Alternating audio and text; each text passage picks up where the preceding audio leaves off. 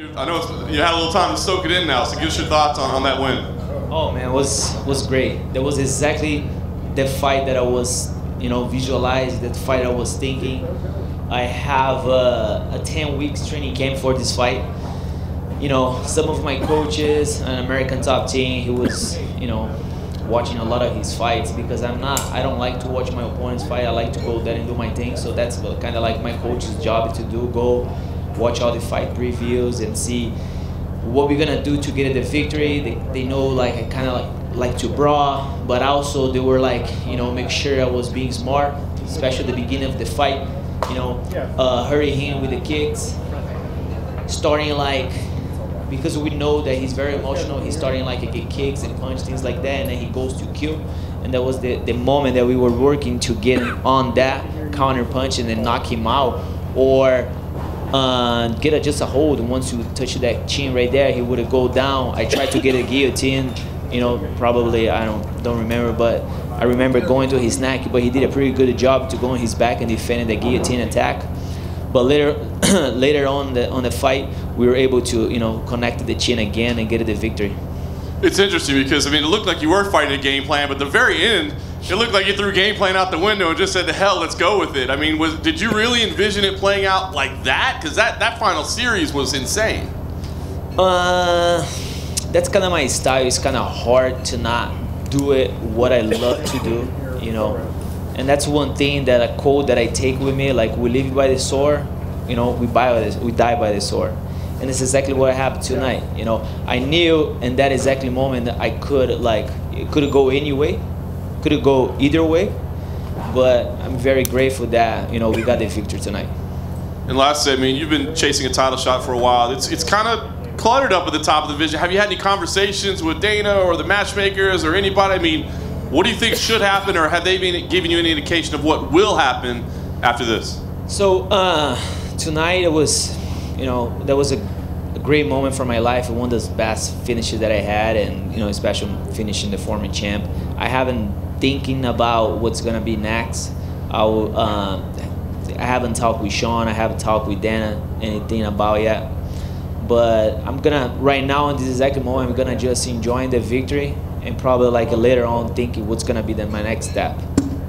I've been hearing you for whatever reason. Pedro, congratulations. When you were in that final sequence throwing, did he ever hurt you? He hit you with a couple of shots. Did he ever buzz you at all? No, he didn't. A lot of people was telling me that I was kind of falling or things like that. I think we kind of just bumped to each other, and I kind of lost my balance because I don't remember getting caught or any punch, things like that. As you can see, my face, looks pretty clean. I got some cuts in my head. I don't know if it was through the elbow or through the headbutt or something. But no, I was seeing everything's coming. I saw his punches coming. He shows when he's gonna throw the punch. He's a heavy puncher for sure. But I was able to block, and some of the punches that I ate it, like I said before, I take one punch to give another one back. When you see him throw those wide shots, do your eyes kind of go, okay, now because you have an opening when he's throwing those from outside? That's the kind of game that I enjoy doing that. I know it's not healthy, but I never got dropped, not even in training. And I say some of the interviews before, and I never got dropped in the trainings in a fight.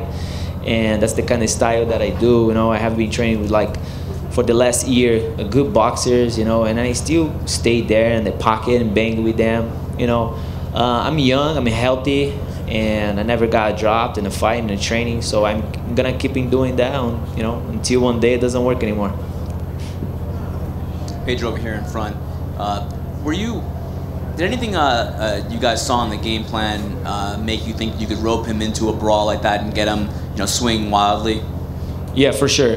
We saw a lot of, especially my coaches saw a lot of his fights, and they see that he gets very emotional when he get punched, or he's see that the fight is not going his way.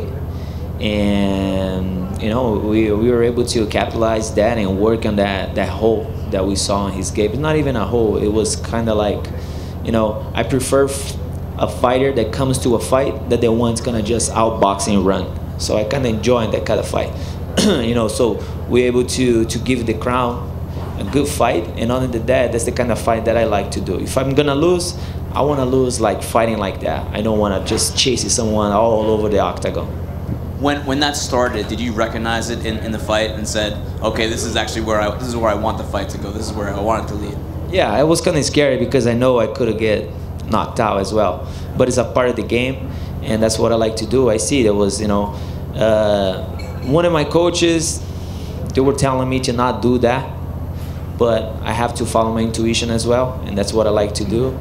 And, you know, and I'm very grateful for that victory tonight. And then just last thing for me, you were very aware this week that his team kind of picked you out as the opponent in this fight. Is this kind of gratifying to get the victory in that sense? Yeah, without a doubt. You know, that's the expression that we say in Brazil, that when things like that happen, we say, oh, you pour water in someone's beer. And basically what we did, you know, the whole crowd was, you know, rooting for him. I get it. I had some of my crews right here, but 85, let's say 95% of the crowd was going, you know, cheering for him. I understand. But yeah, that was a sweet victory, even though that, you know, I was a big time underdog and coming with the victory, first round knockout against a former champ. Hey Pedro, just one quick follow-up. I think when the first time he went down, it looked like maybe he was trying to complain of a headbutt. Do you remember that sequence? Did you guys clash heads at all? Because I didn't see it. But did you guys clash heads before he went down? I haven't watched the fight yet, but I think we did. That's why I got some cuts in my head. I think we both like to duck under and throw heavy punches. I think we did at the same time. It was not intentionally because I think it was hit at the back of my head, his forehead. So I haven't watched the fight yet, but if it was intentional, it was no. I couldn't see that coming.